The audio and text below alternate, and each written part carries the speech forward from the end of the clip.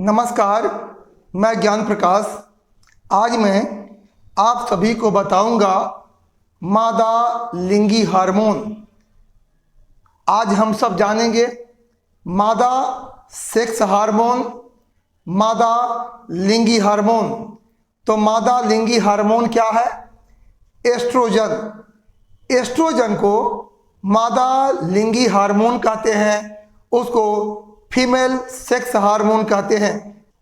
इसके पहले वीडियो में मैंने आप सभी को टेस्टोस्टेरोन जो नर सेक्स हार्मोन है इसके विषय में बताया था, और आज मैं आप सभी को बताऊंगा मादा सेक्स हार्मोन यानी एस्ट्रोजन के विषय में। यह टॉपिक काफ़ी महत्वपूर्ण है। यहाँ से सिविल सेवा, यूपीएससी, बीपीएससी, दरोगा, अन्य सभी परीक्षाओं में प्रश्न पूछे जाते रहे हैं। आप मेरे चैनल को पहली बार देख रहे हैं, इसे सब्सक्राइब जरूर कर लेंगे, बेल आइकन को प्रेस कर लेंगे। आइए हम आपको बताते हैं मादा सेक्स हार्मोन, मादा लिंगी हार्मोन, एस्ट्रोजन के विषय में। ये एस्ट्रोजन हार्मोन है, और एस्ट्रोजन जो हार्मोन होता है ये मादा लिंगी हार्मोन है, यानी ये मादा सेक्स हार्मोन है। ये एस्ट्रोजन का स्रावण कब होता है? तो एस्ट्रोजन का स्रावण जो होता है ये तौड़ा अवस्था यानी प्यूबर्टी में आरंभ होता है। तौड़ा अवस्था किसे कहते हैं? किशोरावस्था के जो प्रारंभिक अवस्था होती है उसे तौड़ा अवस्था कहते हैं, और उसी तौड़ा अवस्था में ही नर सेक्स हार्मोन या मादा सेक्स हार्मोन का विकास होता है। आगे है रजोनिवृत्ति।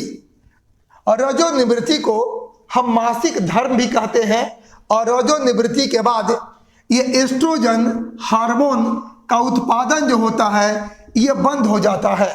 और रजोनिवृत्ति के बाद एस्ट्रोजन हार्मोन का उत्पादन बंद हो जाता है। ये क्वेश्चन आईएएस, यूपीपीसीएस परीक्षा में भी पूछे गए हैं। आगे है एस्ट्रोजन हार्मोन का स्रावण जो होता है ये कहाँ से होता है? तो एस्ट्रोजन हार्मोन का स्रावण जो होता है वह ग्रेफियन पुटक के थीका इंटरना से होता है। ध्यान दीजिए, एस्ट्रोजन हार्मोन का स्रावण जो होता है वह ग्रेफियन पुटक के थीका इंटरना द्वारा किया जाता है। याद हुआ? एस्ट्रोजन हार्मोन का स्रावण जो होता है वह ग्रेफियन पुटक के थीका इंटरना। एस्ट्रोजन हार्मोन का स्रावण ग्रेफियन पुटक के थीका इंटरना द्वारा किया जाता है। आगे है ये एस्ट्रोजन हार्मोन द्वारा ये मादा में गौण लैंगिक लक्षण का विकास होता है, यानी सेकेंडरी सेक्सुअल कैरेक्टर का विकास होता है। मादा में गौण लैंगिक लक्षणों का विकास किस हार्मोन द्वारा होता है? तो एस्ट्रोजन हार्मोन द्वारा होता है। ये एस्ट्रोजन जो हार्मोन होता है ये मादा में यानी स्त्री में ये लैंगिक आचरण को नियंत्रित करता है। आगे है एस्ट्रोजन हार्मोन द्वारा ये मादा के विभिन्न जनन अंगों का विकास होता है। एस्ट्रोजन हार्मोन के द्वारा ही मादा में विभिन्न जनन अंग का विकास होता है। इसके बाद मादा में सामान्य रज चक्र यानी मासिक धर्म के नियमन के लिए एस्ट्रोजन हार्मोन आवश्यक है। मादा में सामान्य रज चक्र यानी मासिक धर्म के लिए कौन सा हार्मोन आवश्यक है?